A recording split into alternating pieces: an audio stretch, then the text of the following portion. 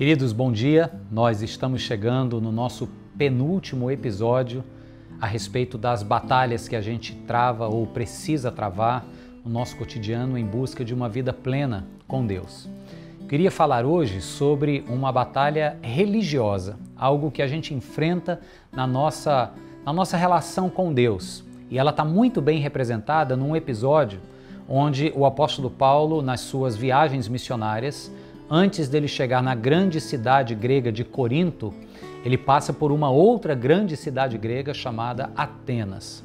Isso está relatado aqui no livro dos Atos dos Apóstolos, no capítulo 17. Como é um texto longo, me permita apenas te contar o que nos interessa aqui.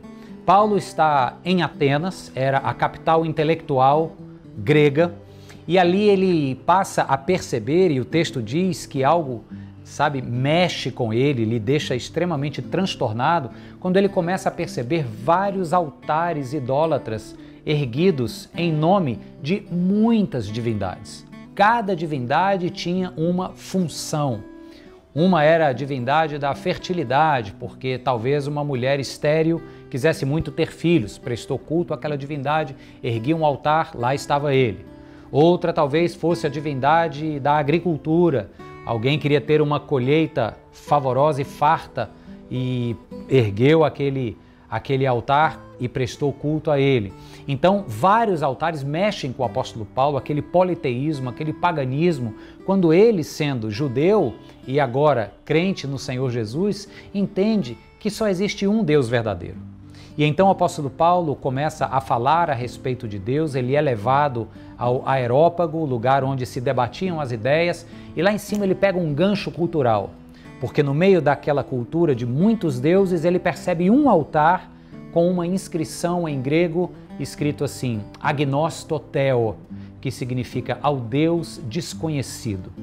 E ele pega então aquela ponte da cultura e diz assim, é sobre este Deus desconhecido que eu quero lhes falar. E então ele aproveita isso para falar de Jesus Cristo, que era desconhecido aos gregos, que serviam a inúmeros deuses conforme a necessidade, conforme a conveniência e ao pedido a ser feito.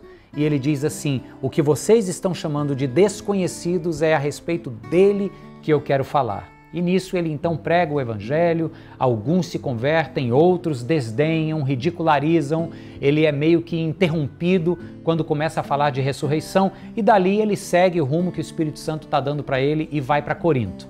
Onde é que eu quero falar de batalha aqui?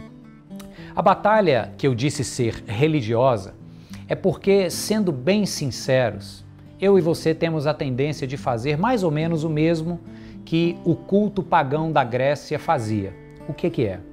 É cultuar ao Deus único e verdadeiro apenas mediante as nossas necessidades. Lembre-se, aqueles inúmeros altares correspondiam a diferentes necessidades. A necessidade de ter um filho, a necessidade de ter uma boa e favorável colheita, a necessidade de ter chuva, a necessidade disso e daquilo.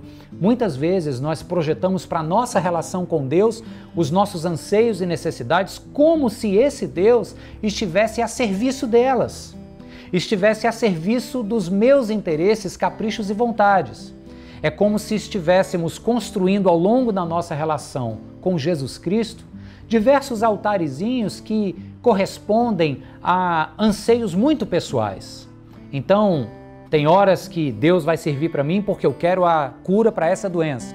Tem horas que Deus vai servir para mim porque eu quero fechar esse negócio que senão eu quebro. Tem horas que Deus vai servir para mim porque eu quero me relacionar com aquela ou com aquela pessoa. É ou não é verdade que nós temos essa tendência de buscar a Deus e erguer altares a Ele conforme a nossa conveniência e necessidade? Isso é muito forte na nossa cultura religiosa brasileira e essa é uma batalha que precisa ser travada.